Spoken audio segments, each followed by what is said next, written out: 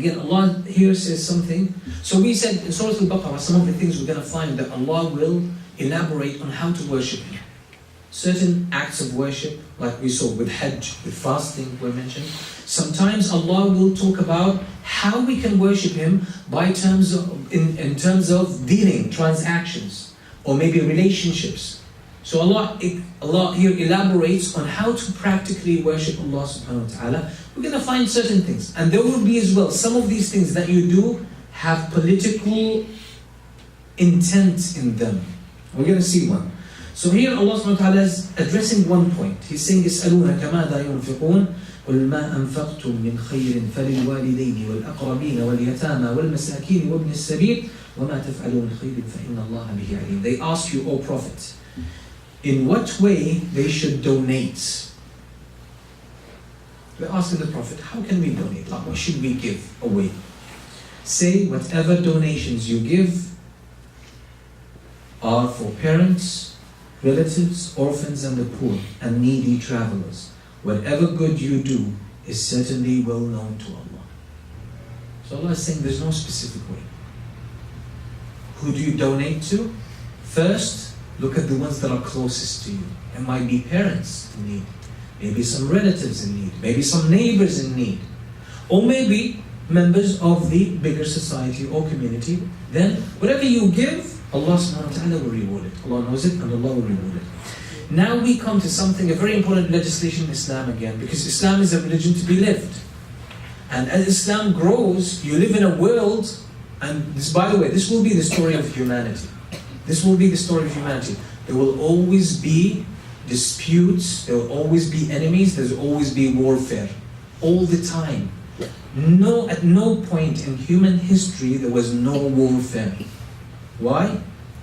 Because humans are not just so good. If you think, oh, I'm going to be good, but I don't need power.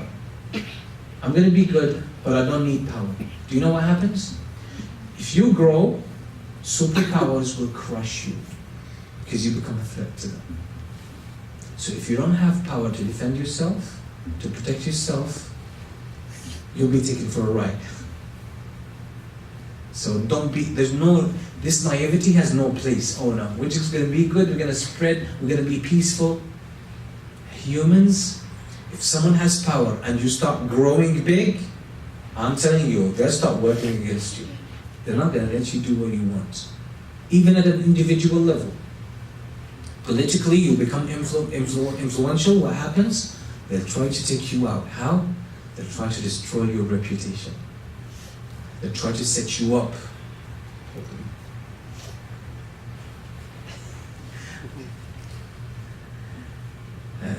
You're pushing me away from the mic, and that's fine. Fine. Yeah, so you go into politics, as I said, they'll go after you, man. You say, no, man, I'm a message of peace. I just want good for people. Well, yeah, good luck with that, man. Good luck. If you're not strong, you'll be eaten. That's a fact of life. So that's why in Islam, Allah subhanahu wa ta'ala gives legislations as how to govern warfare. Why? Because you need to protect yourself. If you engage in warfare, and you are bound to engage in it. Why? Because you'll have enemies ready to eat you up. What are you going to do? Then you have to deal with it. So Allah put restrictions. Warfare does not mean you kill people. Warfare does not mean you violate older non-combatants, people who don't fight, children, women, older people, peaceful people. You can't go, because humans, generally speaking, by the way, and not only in the past, even in the present, any kind of warfare, if you read what used to happen, for example, in China, Japan, Far East, or what used to happen even in India, Afghanistan, this whole area in Asia, and in Asia Minor, in what's known today as Iran, Kazakhstan, etc., and then Turkey and Anatolia, and even in the Arab world, everywhere in Europe. If a nation has a war with another nation, what would they do? They would violate them completely. If they take power over them, do you know what they do? They kill their men, all of them, and enslave them.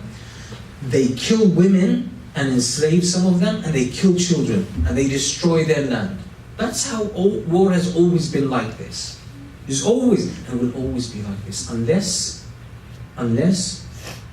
the rule of Allah with regards to warfare is observed. So if you read about the wars that used to happen between, for example, the Persians and the Greek, almost 1,000 years of back and forth. So those people take over, these people take over, these people take over, these people take over. It's been always like this. And it's ugly. It's ugly. You'll see how they violate the rights even of children.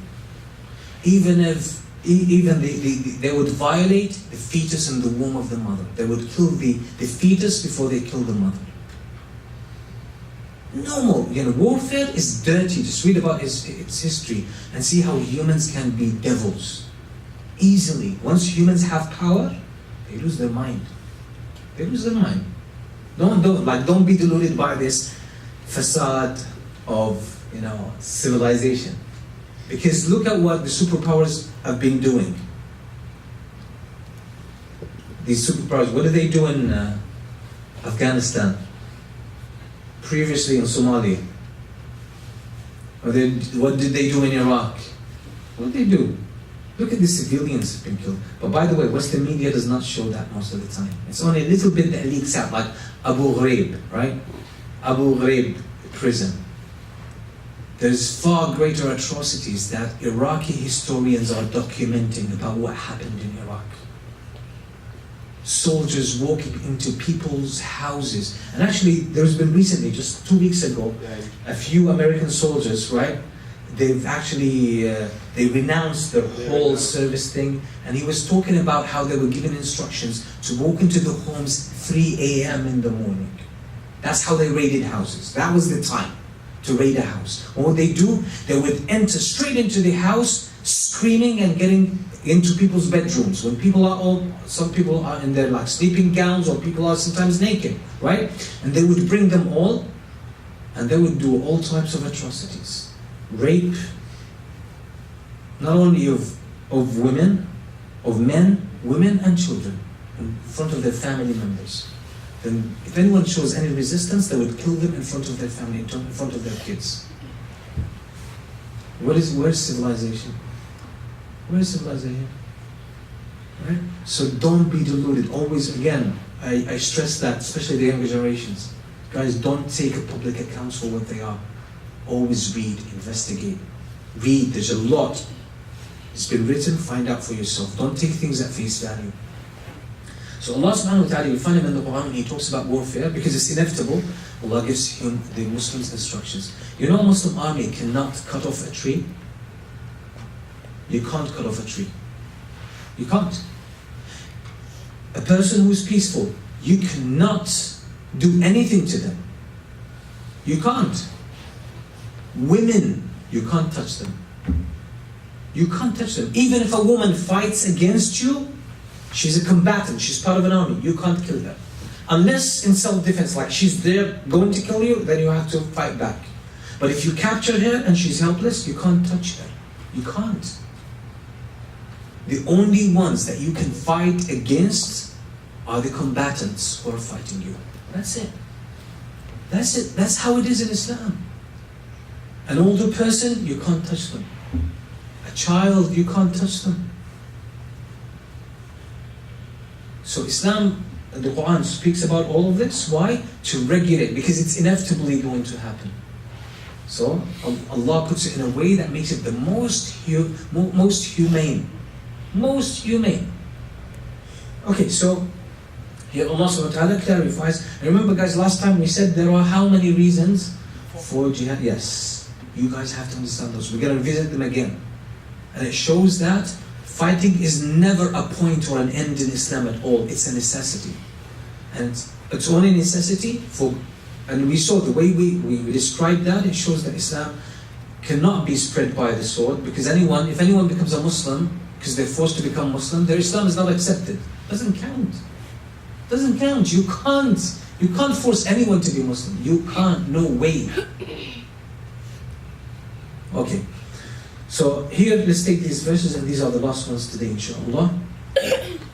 So Allah subhanahu wa ta'ala says, كُتِبَ عَلَيْكُمُ الْقِتَالُ وَهُوَ كُرْهٌ لَكُمْ وَعَسَىٰ أَن تَكْرَهُوا شَيْئًا وَهُوَ خَيْرٌ لَكُمْ وَعَسَىٰ أَن تُحِبُّوا شَيْئًا وَهُوَ شَرٌّ لَكُمْ وَاللَّهُ يَعْلَمُ وَأَنْتُمْ لَا تَعْلَمُونَ يسألونك عن الشهر الحرام قتال فيه قل قتال فيه كبير وصد عن سبيل الله وكفر به والمسجد الحرام وإخراج أهله منه أكبر عند الله والفتنة أكبر من القتل ولا يزالون يقاتلونكم حتى يردوكم عن دينكم إن استطاعوا ومن يرتد منكم عن دينه فيمت وهو كافر فأولئك حبطت أعمالهم في الدنيا والآخرة وأولئك أصحاب النار هم فيها خالدون إن الذين آمنوا والذين هاجروا وجاهدوا في سبيل الله أولئك يرجون رحمة الله والله غفور رحيم.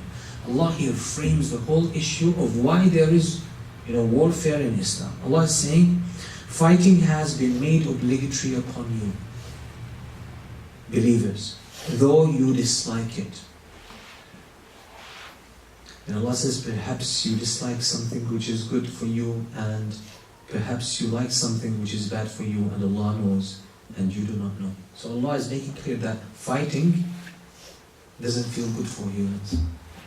But out of necessity, because there will be those who fight and if there will be the oppressors and there's no one to stop the oppressors, then the world is going to be corrupt. The world will be corrupt. So Allah is saying you might hate something, but it's actually good for you. Ultimately, it's good for you. It's necessary. Like you have to go through a surgery, right? I don't like going through surgery, but it's painful.